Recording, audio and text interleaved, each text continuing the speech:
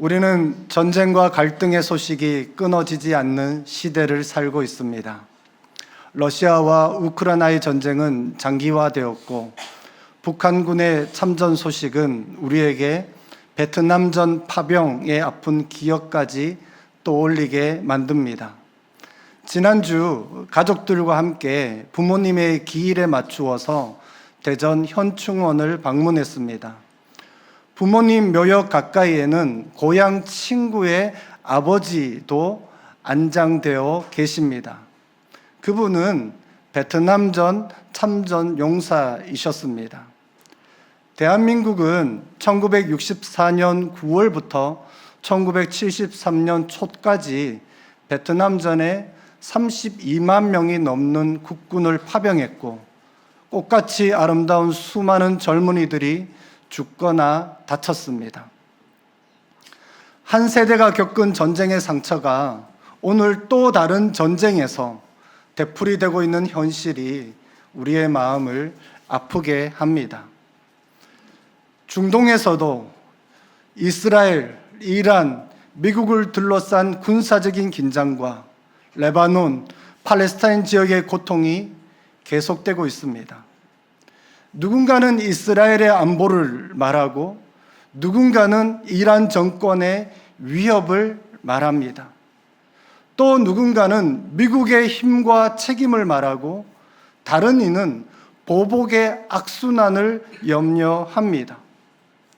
석유와 호르무즈 해협, 세계 경제와 정치적인 이해관계도 얽혀 있습니다. 그 모든 소식 한가운데서 그리스도인은 묻게 됩니다. 하나님은 누구 편이신가? 하나님은 어느 나라를 지지하시는가? 이 폭력과 야만의 역사 속에서 도대체 하나님은 무엇을 하고 계시는가? 이 질문은 우리가 국제 정세를 볼 때만 생기지 않습니다. 우리의 삶에도 여리고가 있습니다. 재정의 여리고, 질병의 여리고, 가정과 직장 안의 갈등의 여리고가 우리 가운데 있습니다. 그리고 묻습니다. 하나님은 제 편이시죠? 오늘 본문은 바로 그 질문을 여리고 앞에 선 여호수아의 입을 통해서 우리에게 들려줍니다. 본문은 단순히 하나님이 우리 편이시다라는 위로를 주기 위해 기록된 말씀이 아닙니다. 오히려 하나님 앞에서 우리의 질문 자체가 바뀌어야 한다라고 말합니다. 먼저 여리고 앞에 선 여호수아의 상황을 한번 살펴보도록 하겠습니다. 이스라엘 백성은 요단강을 건넜습니다. 광야 생활 40년이 끝났고 드디어 약속의 땅에 들어왔습니다. 그러나 약속의 땅은 곧 평안한 정착을 뜻하지는 않았습니다. 그들 앞에는 두꺼운 성벽과 닫혀있는 성문, 그리고 곧 다가올 전쟁이 있었습니다. 그럼에도 하나님은 가나안 정복을 앞둔 이스라엘에게 먼저 전쟁 기술을 가르쳐 주지 않으셨습니다. 먼저 할례를 행하게 하셨고 유월절을 지키게 하셨습니다. 전쟁 전에 언약을 새롭게 하시고 구원의 은혜를 기억하게 하신 것입니다.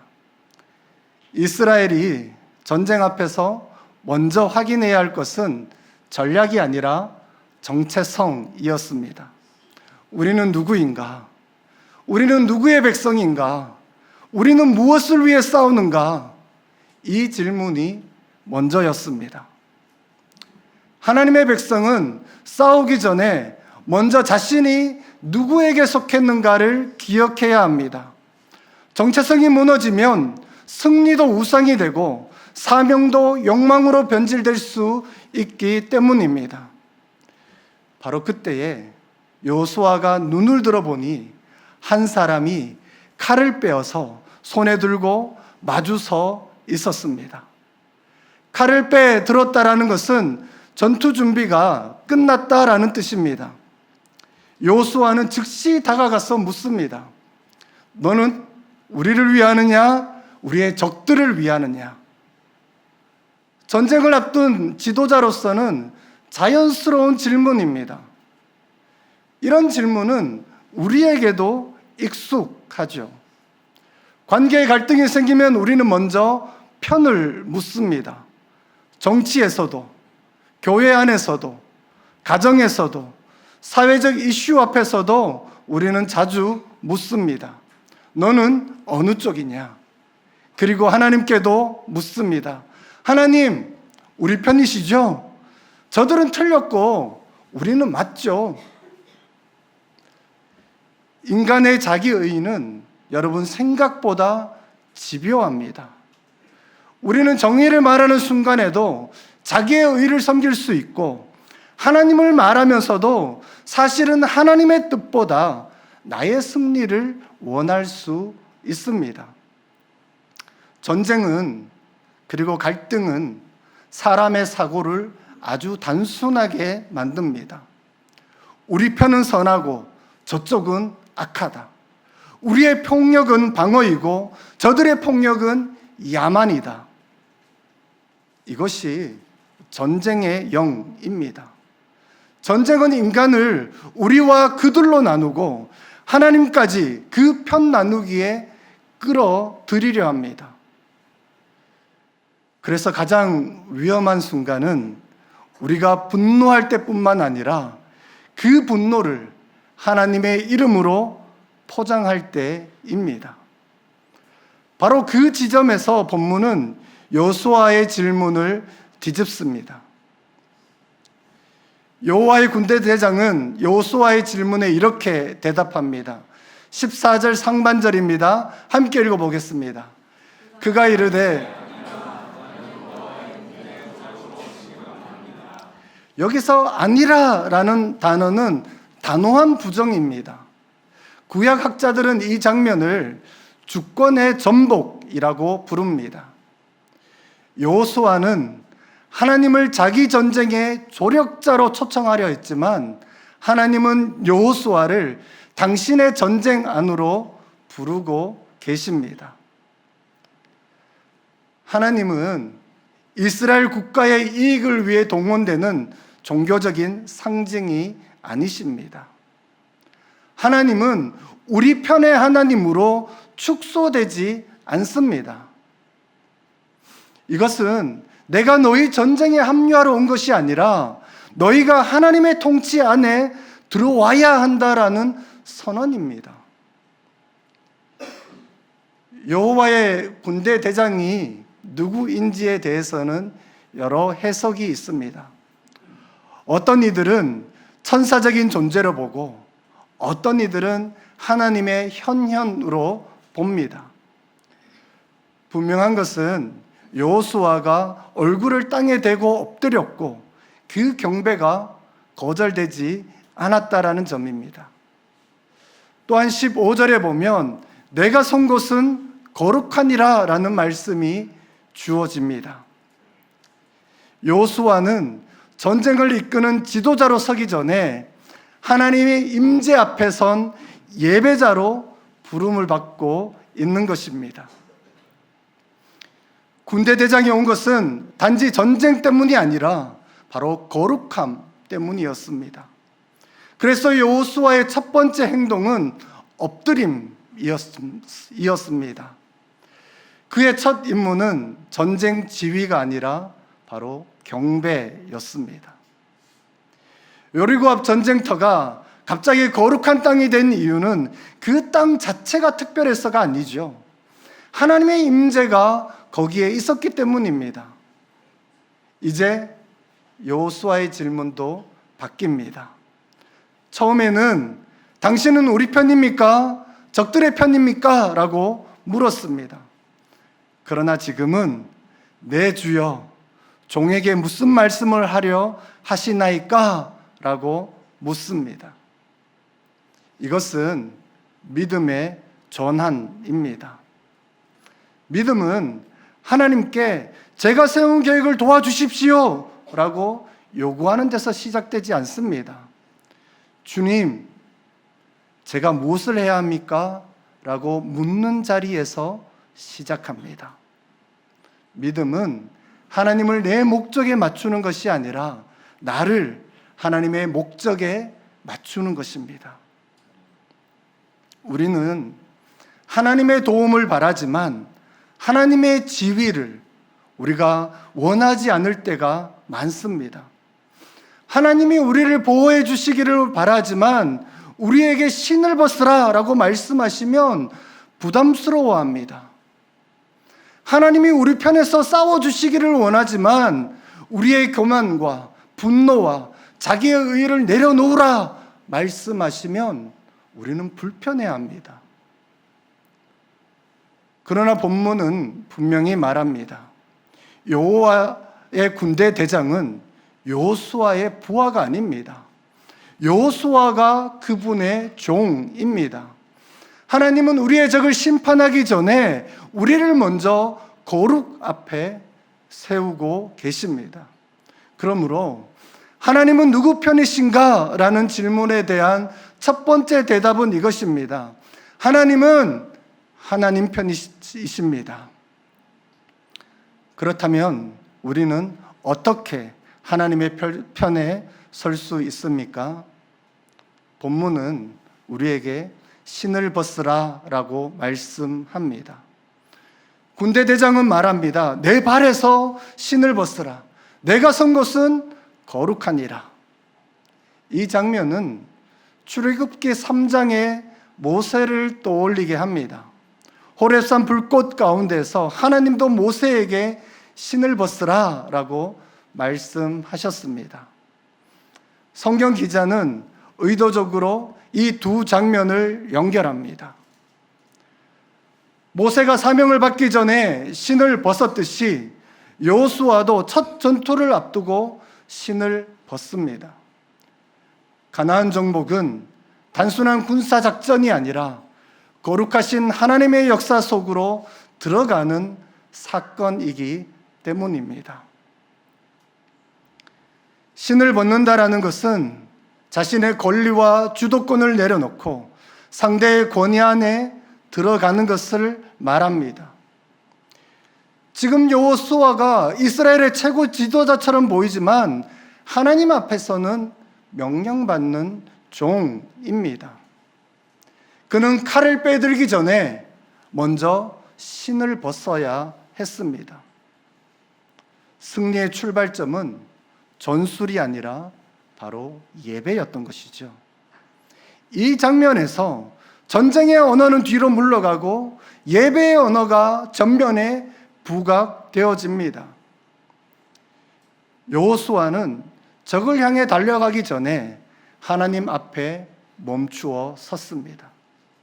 하나님께서 먼저 다루신 것은 여리고의 성벽이 아니라 바로 여호수아의 마음이었습니다. 후에 일어나는 여리고성이 무너진 것도 이스라엘 군대가 성을 잘 돌았기 때문만이 아닙니다. 여호수아가 먼저 하나님 앞에 무너졌기 때문입니다. 내가 하나님 앞에서 여전히 대장 노릇한다면 내 앞에 여리고는 쉽게 무너지지 않습니다. 내가 무너져야 여리고가 무너집니다. 진정한 승리는 상대를 꺾는 데서 시작되지 않습니다. 주님의 통치 아래 내 교만이 꺾일 때 시작됩니다.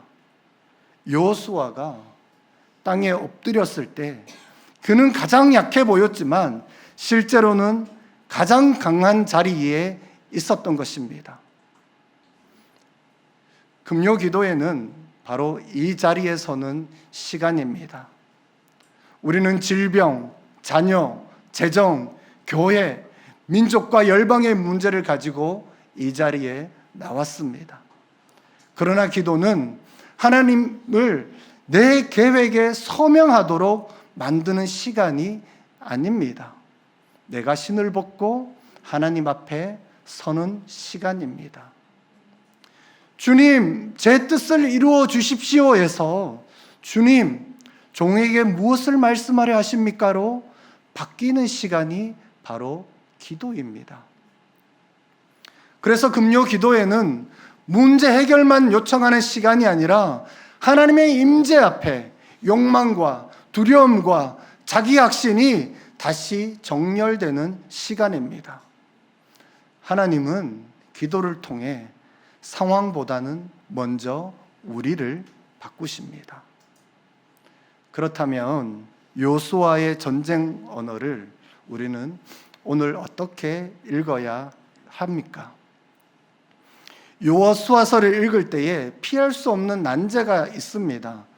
진멸하라 라는 명령 때문입니다. 많은 분들이 여기서 당혹감을 느낍니다. 하나님은 전쟁 광이신가? 잔혹한 심판자이신가? 하는 질문이 생기기 시작합니다. 문제는 오늘날 어떤 이들은 이 헤렘을 하나님의 명령이라고 말하면서 기독교가 벌인 전쟁을 거룩한 전쟁이라고 정당화하는 도구로 사용한다라는 것입니다. 헤렘은 하나님께 온전히 바쳐진 것, 혹은 하나님의 심판 아래 구별된 것, 그리고 진멸을 의미합니다. 여리고 사건에서 이 헤렘은 이스라엘의 탐욕을 막는 장치이기도 했습니다. 전쟁을 통해서 이익을 얻지 말라라는 것입니다. 실제로 여호수아 7장에서 아간은 헤렘의 물건을 탐했다가 이스라엘 전체에 재앙이 가져옵니다. 이것은 가나안 정복 전쟁이 약탈 전쟁이 아니었음을 보여줍니다. 이 가나안 정복과 헤렘을 해석할 때에 몇 가지 원칙이 필요합니다. 첫 번째는 가나안 정복은 반복 가능한 일반 전쟁 원리가 아니라는 것입니다. 그것은 언약 백성이 약속의 땅에 들어가는 구속사적인 독특한 사건입니다. 어떤 현대 국가들도 이 본문을 근거로 영토 확장이나 보복 전쟁이나 종교 전쟁, 민족주의적인 폭력을 정당화할 수 없습니다.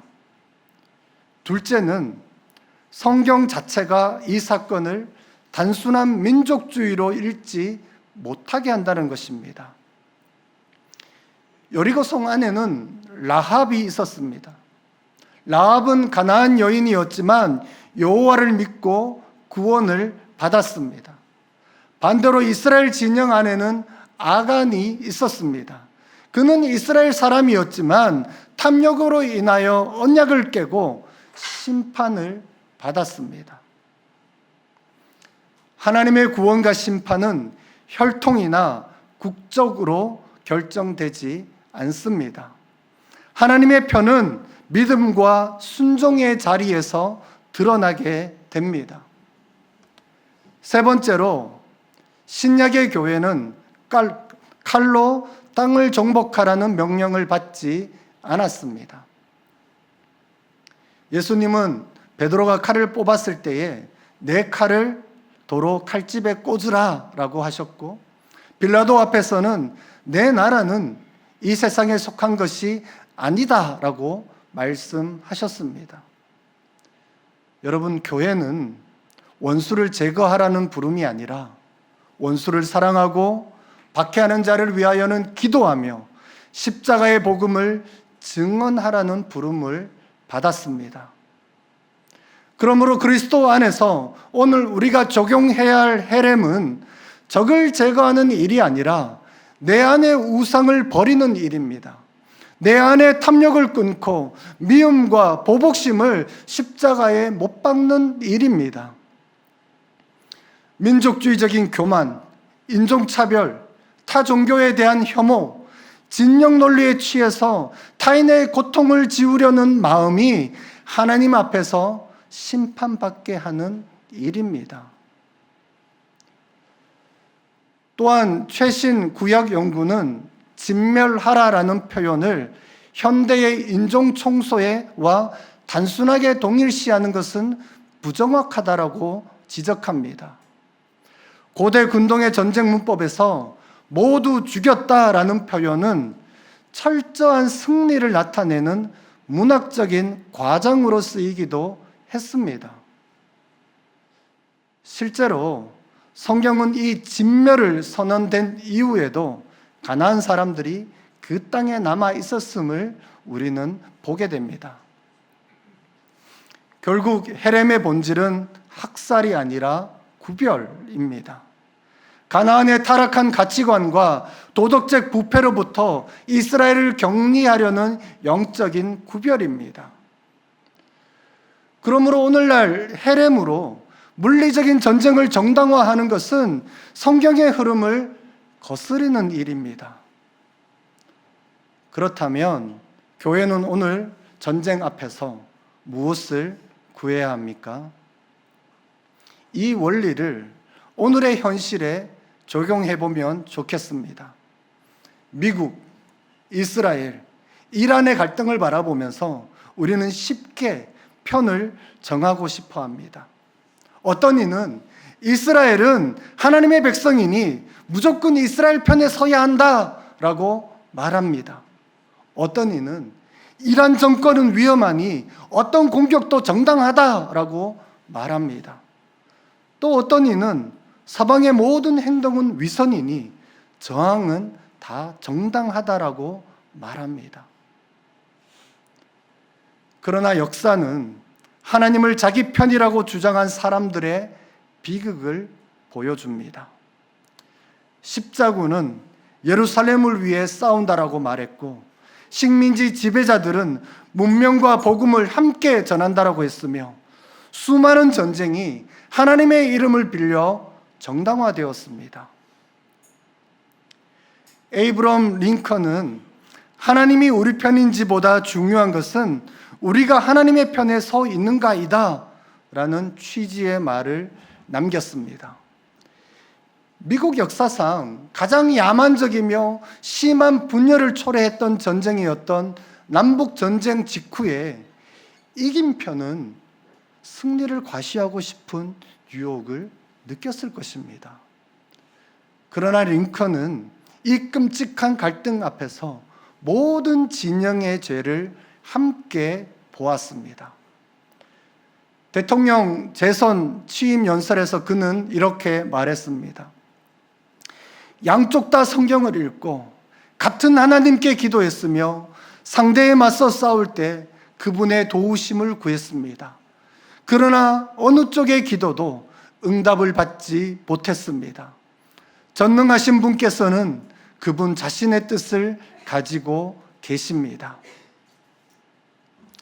이 하나님의 편에 서라라는 책의 저자 짐 월리스도 비슷한 말을 합니다. 종교의 가장 큰 위험 중 하나는 개인과 집단과 국가가 하나님을 자기 편으로 만들려는 태도라고 지적합니다. 사람들은 자신이 옳다라고 확신할수록 하나님도 나와 같은 의견이라고 말하고 싶어 합니다. 그러나 하나님의 편에 선다라는 것은 먼저 우리 자신과 우리 편을 더 반성적으로 바라본다라는 뜻입니다.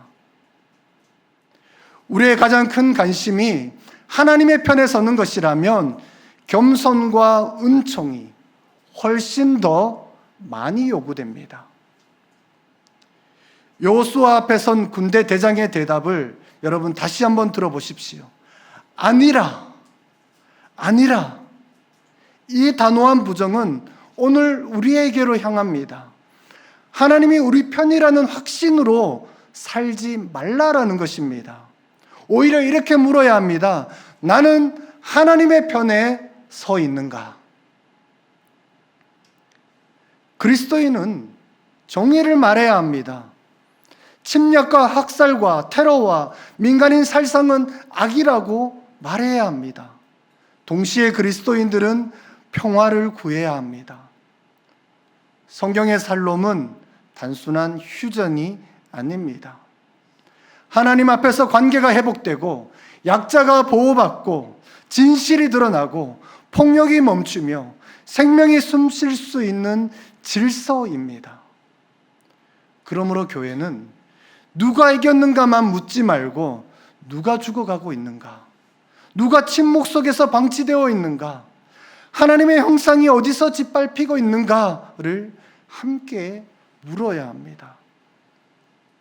그러므로 교회의 기도는 하나님 우리 편이 이기게 해주십시오 에서 머물러서는 안 됩니다.